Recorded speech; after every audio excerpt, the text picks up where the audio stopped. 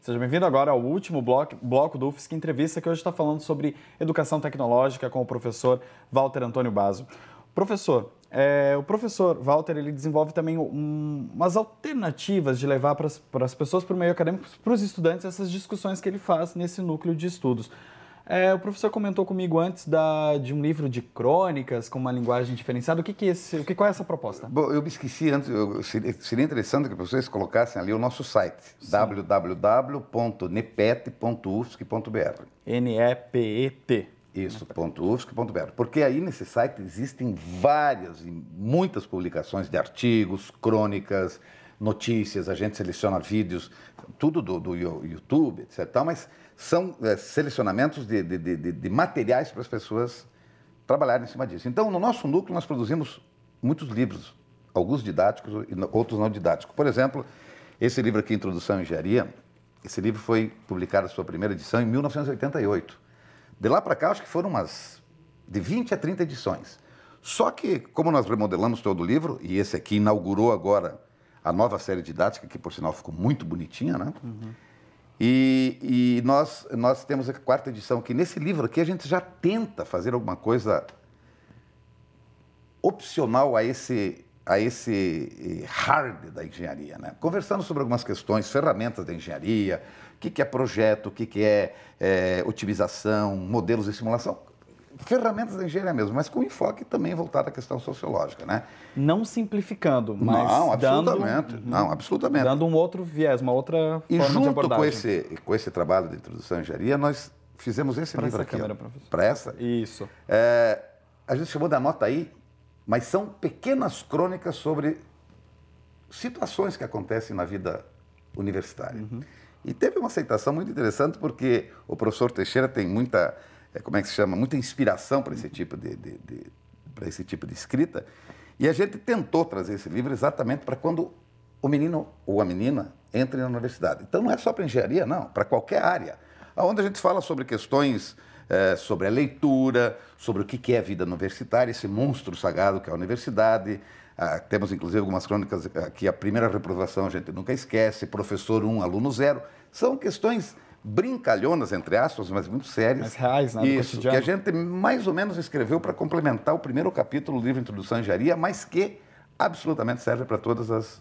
O professor também é bastante preocupado com a relação da falta de tempo para a leitura, ou a falta de dedicação, né? Eu sou um árduo defensor da leitura. Eu acho que ninguém aprende sem ler. Por mais que a pessoa queira se livrar desse, aspas, trabalho de ler, as pessoas não se deram conta ainda que ainda é a coisa mais prazerosa e aonde você realmente trabalha o seu cérebro. Eu chamo sempre de azeitamento cerebral, no sentido de lubrificação cerebral. Não é tanto pelo conteúdo, não. A leitura não implica só que eu tenho que ler livros que dizem respeito à minha área de conhecimento. Muito pelo contrário, é uma crônica, é um romance, poesia, ficção, porque a leitura faz com que o teu cérebro... Parece, né? Lógico. Não, e na hora que ele precisa funcionar, ele não precisa pegar no tranco.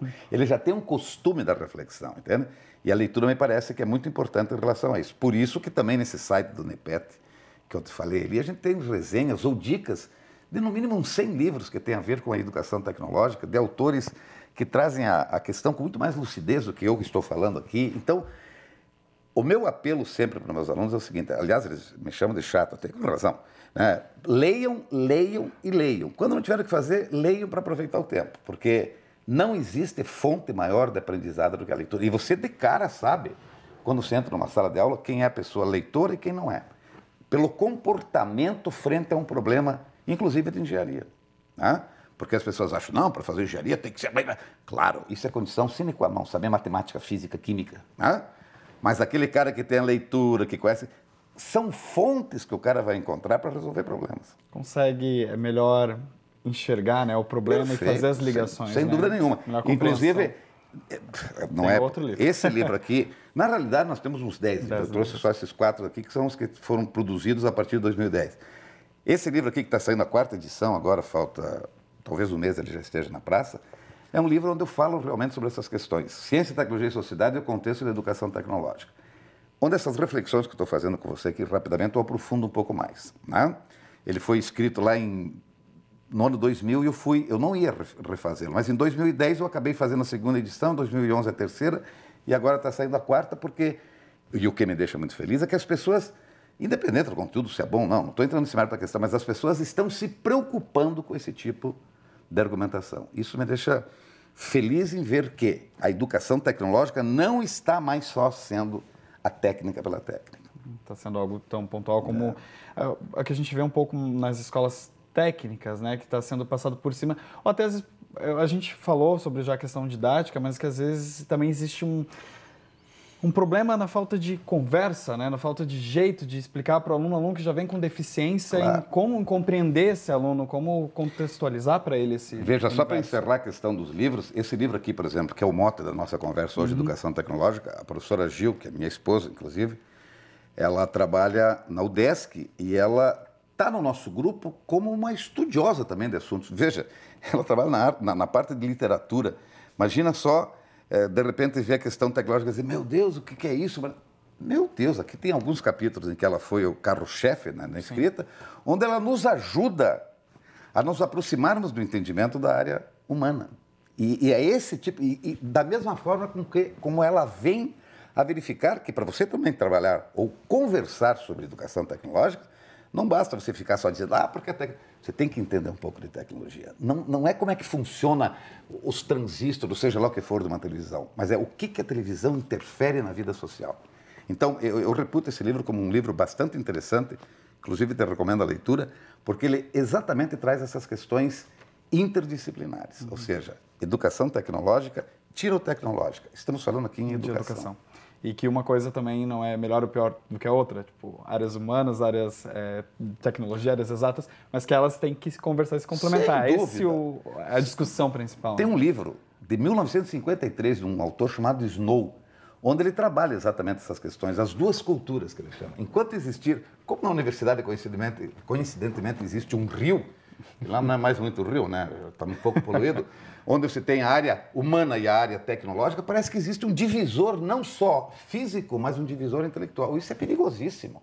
As pessoas têm que saber que os problemas não são multifacetados, que não é uma área essa e o resto é tudo acessório. Em suma, seria conversa para mais de metro, como eu diria, mas infelizmente... muito tempo, e a gente realmente, o tempo já estourou do programa. Muito obrigado pela sua presença, por ter aceitado o convite, por estar aqui esclarecendo um pouco sobre educação para nós. Eu que agradeço a oportunidade e volto a insistir, qualquer conversa que queiram ter mais profundamente com a gente, visite nosso site, o www.nepet.ufsc.br, que lá vocês vão ter farto material, pelo menos para a gente discutir sobre isso. Não para resolver problemas todos, absolutamente, muito pelo contrário, mas para pelo menos saber que esses problemas estão postos aí. Não? Obrigado, professor. E também continue acompanhando a programação da TV UFSC, além de nos seguir através do nosso canal no YouTube e também na nossa página no Facebook. Nos encontramos no próximo UFSC Entrevista. Até lá!